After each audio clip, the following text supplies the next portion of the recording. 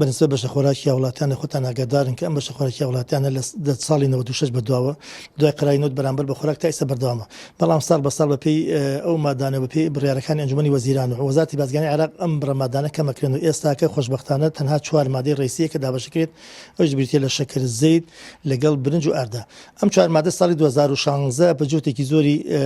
بەرپرسانی خۆمان وەزارەتی بازرگانی حکومەتی هەرێمی کوردستان و بەرەبەراتی گشتی خۆمان و چەند قەڵگانی توانیمانە بڕێکی خۆراک دابین کە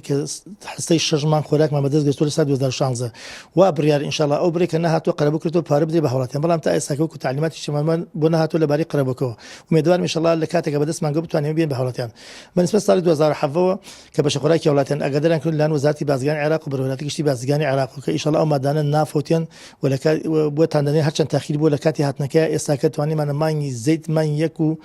2 دابشکەین لەگەڵ شکلی مانگەکە و ئێستاکە خۆمان ئامادە کۆی شەلە بوونی هاتنی مانگی ڕەمەزان و مژدەش بە ھاوڵاتیان کە لە مانگی ڕەمەزان توانیمانە 4000 تن شکر و هەفتیان ئینشاڵڵا چواریکە خینە بازار کات 8000 تن کە بڕێکی زۆرە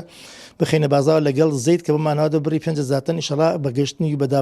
بە کۆتایی پێدانی فەحسەکان دابشی کەمە ھاوڵاتیانە پاش دەرکردنی بڕیارەکە و لان وەزارەتی بازرگانی حکومەتی هەرێمی کوردستان و لانی مەسەلە ئەوان کە لژنەی تایبەت مختص دەنێرن بۆ ئەو مەسەلە لیژنەی گێ بەوزارەتی بزانم مادەکان چەندێکن چەند فۆتا بەپێی بڕی مادەکان ئەو مادانە کە فۆتان لیژنەکە بڕیارە بڕی قەرەبووکە چەند ئەو کاتە بەپێی تعلیمات و یاساکان ئاگادارمانەکەن و ئێمە ھاوڵاتیان ئاگادارەکەن لە بڕی پارەکە